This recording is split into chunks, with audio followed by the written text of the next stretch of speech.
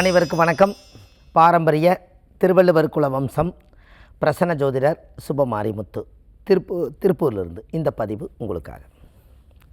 இப்போது சூரியன் திசையில் சுக்கிரன் திசையில் சந்திரன் புத்தி பற்றி இன்றைக்கி நம்ம பார்ப்போம். இதுவரைக்கும் சுக்கிரன் திசையில் சூரியன் புத்தி நம்ம பார்த்தோம். அடுத்தது அதே சுக்கிரன் திசையில் சந்திரன் புத்தி பற்றி இன்றைக்கி இந்த பதிவில் பார்ப்போம். இந்த சந்திரன் புத்தி, அதாவது சுக்கிரனுக்கு சந்திரன் எப்படின்னு பாருங்கள். இந்த சுக்கிரனுக்கு சந்திரன் யார்? இதுவும் பெண் கிரகம், அதுவும் பெண் கிரகம், ரெண்டு இனமும் ஒன்று சேருது. அப்போ இது ஜாதகத்தில் பார்த்திங்கன்னா அந்த ரெண்டு இனம் ஒன்று சேரும்போது அந்த ஜாதகத்தில் ஒரு பெரிய பவர். அந்த சுக்கிரன் திசையில் சந்திரன் புத்தி வாழ்க்கையில் தேட கிடைக்காத செல்வம்.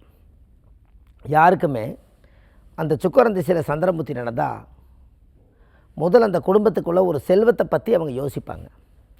நம்ம எப்படி நம்ம பணம் சம்பாதிக்கிறது, இனிமேல் இந்த பணத்தை சம்பாதிக்கிறதுக்கு என்னென்ன வழிகள் எல்லாம் இருக்குது, இந்த பூலோகத்தில் நம்ம சரியான பாதையில் போயிட்டுருக்கிறோமா, நம்ம யாருன்னு நம்ம தெரிஞ்சுக்கிறதுக்கு தான் அந்த சுக்கிரன் திசையில் சந்திரன் புத்தி. அப்படின்னா பாரு, இந்த ஜாதகத்தில் ஒரு பெரிய பெரிய அம்சங்களெல்லாம் நிறைய விஷயங்கள் இருக்குது. இந்த உலகத்தில் தெரிஞ்சிக்க வேண்டிய நிறைய விஷயங்கள். அதில் மெயினாக பார்த்தீங்கன்னா முருகனும் வள்ளி தெய்வானையும் இருக்குது இல்லைங்களா. அந்த கடவுளை நீங்கள் சுக்கிரன் திசையில் சந்திரன் புத்தி நடந்தால் நீங்கள் அந்த கடவுளை போய் கும்பிட்டு வாங்க. அப்போது அது எங்கே முருகனும் வள்ளி தெய்வானையோடு இருக்குன்னா, திருப்பரங்குன்றத்தில் வள்ளி தெய்வானை இருக்குது, மருதமலையில் முருகன் வள்ளி தெய்வானை இருக்குது. இப்படி சில இடத்துகளில் முருகன் வள்ளி தெய்வானையோடு சில தெய்வங்களை வச்சுருப்பாங்க. அப்படி 3 தெய்வம் ஒன்றா இருக்கக்கூடியது முருகர் வள்ளி தெய்வானை. இப்படி இருக்கிற கோயிலில் போய் நீங்கள் சாமிக்கு தேங்காவளை உடைச்சி பூஜை பண்ணி சாமி கும்பிட்டு வந்தால் உங்கள் வாழ்க்கையில் ஒரு நல்ல அசுர வளர்ச்சிக்கு நீங்கள் வருவீங்க. இது சுக்கிரன் திசையில் சந்திரன் புத்தி நடந்ததுனால. இது ஏங்க எத்தனையோ கடவுள் இருக்குது, அது ஏன் வள்ளி தெய்வானையாக நீங்கள் எடுத்துக்கிட்டீங்க? ஒரு கேள்வி வைக்கலாம்.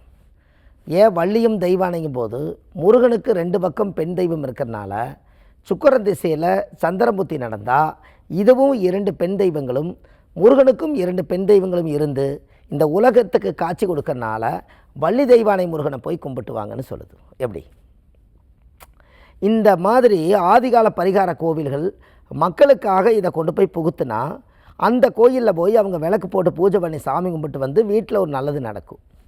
ஒரு கல்யாணம் ஆகாதவங்களுக்கு கல்யாணம் நடக்கும், குழந்தை பாக்கியம் இல்லாதவங்க இருக்கிறவங்க குழந்தை பாக்கியம் கிடைக்கும், தொழிலில் வாழ்க்கையில் மேலேயே பெருசாக வளரலைங்கிறவங்களுக்கு தொழில் நல்லாயிருக்கும். எப்போவுமே உங்களுக்கு ஒன்று தெரியுமா, ஒரு கோயிலுக்கு போயிட்டு வந்தால் 48 மணி நேரமாகும் நம்ம உடம்பில் அந்த இறை அருள் சக்தி உடம்பில் உட்கார. நாம் கோயிலுக்கு போயிட்டு எனக்கு ஒன்றுமே நடக்கலைங்கன்னு சில பேர் சொல்லுவாங்க. நீங்கள் ஆத்மாத்மா போய் கும்பிட்டு அந்த கோயிலில் அந்த ரேடியேஷன் பவர் நம்ம வாங்கிறதுக்கு முதல் என்ன அழகில் நீங்கள் அந்த சிலையில் சேர்த்தணுமல்ல, அது தெரிஞ்சால் தானே. இப்போது நீங்கள் ஒரு குறி வைக்கிறீங்க, ஷார்ப்பாக பார்ப்பீங்க, அப்போ தானே அது குறி வைக்க முடியும். அதே மாதிரி தான் ஒரு தெய்வத்தை பார்க்குறது, எல்லாத்தையும் மனசில் இருக்கிற பாரத்தை எல்லாம் ஒரு ஓரத்தில் ஒதுக்கி வச்சுட்டு நீங்கள் இந்த கடவுள் தான் தெய்வம்னு நினச்சி நீங்கள் தெய்வமாக வழிபாடு பட்டால் நம்மளோட கண் அலைகள் போய் சாமி மேலே மோதி அதோட ரிஃப்ளெக்ட் தான் ரேடியேஷன் பவர். அது நம்ம உடம்புல உட்காரணும். அந்த காலத்தில் பார்த்தீங்கன்னா சட்டை கழட்டிட்டு கோயிலில் போய் சாமி கும்பிடுங்கம்பாங்க. இதை முதல் யார் பண்ணாங்கன்னா கேரளாவில் குருவாயூரப்பன் கோயில் தான் செஞ்சாங்க. ஏன் சட்டை கழட்டணும் அப்படின்னு, இது ரொம்ப நாளாக இந்த பிரச்சனை இருந்துச்சு, சட்டை கழட்டணுமான்னு. அங்கே நம்ம தமிழ் இருக்கக்கூடிய அத்தனை மக்களுமே கேரளாவுக்கு போனால் சட்டை கழட்டிட்டு போய் சாமி கும்பிடுங்கம்பாங்க. இதில் என்ன பலன்?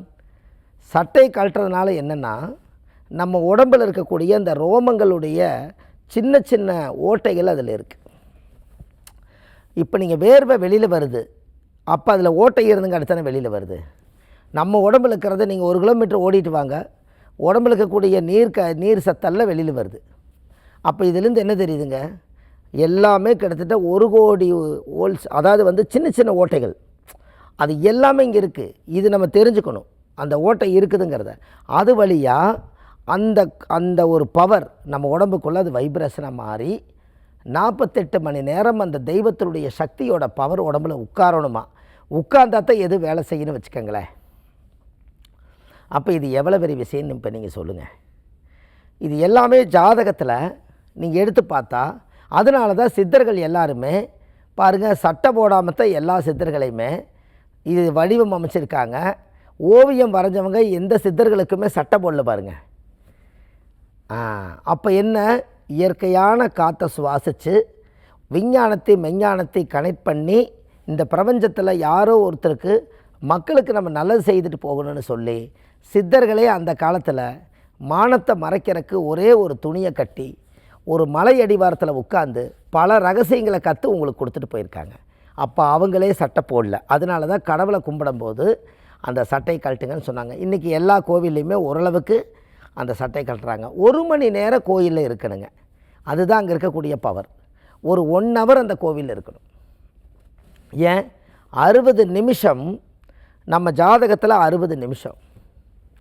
அந்த 60 நிமிஷம் நீங்கள் அங்கே இருந்தால் ஒரு மூச்சு உள்ளே இழுப்பீங்க, நம்ம உடம்புல இருக்கிற கெட்ட காற்றை வெளியே விடுவீங்க. மறுபடியும் ஒரு மூச்சை உள்ளே இழுப்பீங்க, நம்ம உடம்புல இருக்கிற கெட்ட காற்றை வெளியிடுவீங்க. அப்போது ஒரு ஒரு ஒரு 2 செகண்டுக்கு ஒரு மூச்சு, மறுபடியும் 2 செகண்டுக்கு ஒரு மூச்சு இறக்குறீங்க. அப்போ 60 நிமிஷத்துக்கு எத்தனை மூச்சை எடுப்பீங்க?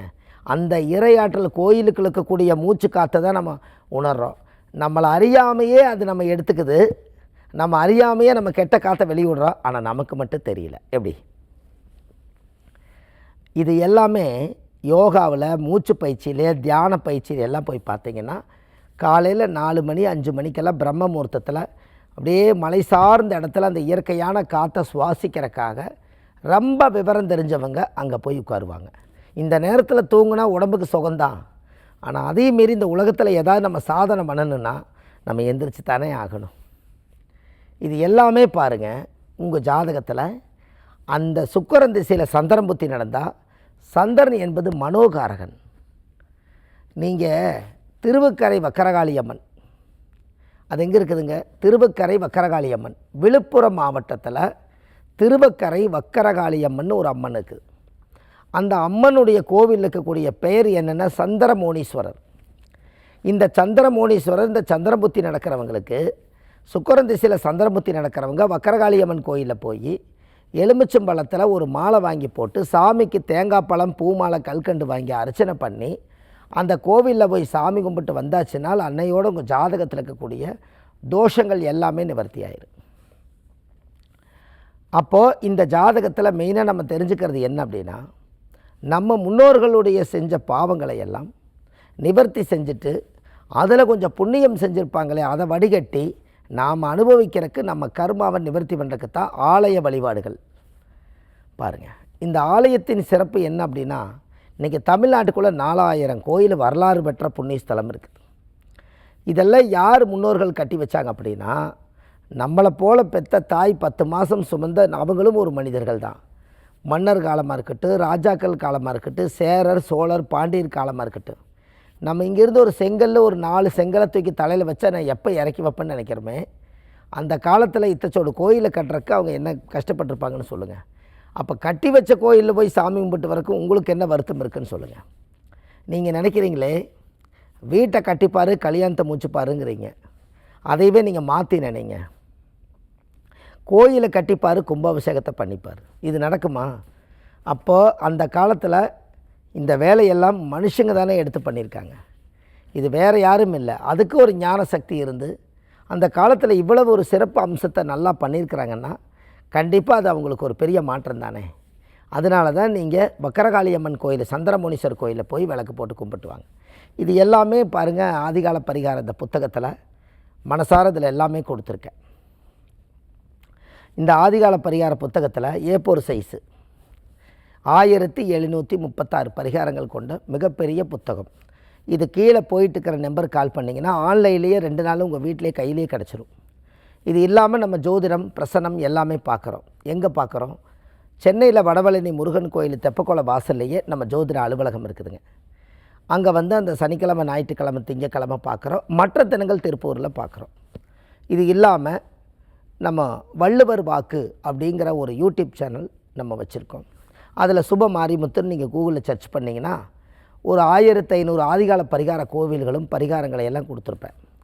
இது இல்லாமல் மக்களுக்கு வந்து ஒரு நல்ல பலனுக்காக ஒரு காசி, ராமேஸ்வரம், திருச்செந்தூர், விஸ்வாமித்திரர் இந்த மாதிரி ஒரு இடங்களில் ஒரு பூஜை போட்டு அவங்களுக்கு எல்லாத்துக்கும் சாமிக்கு அபிஷேகங்கள் பண்ணி ஒரு புண்ணியத்தை சேகரித்து கொடுக்குறோம்.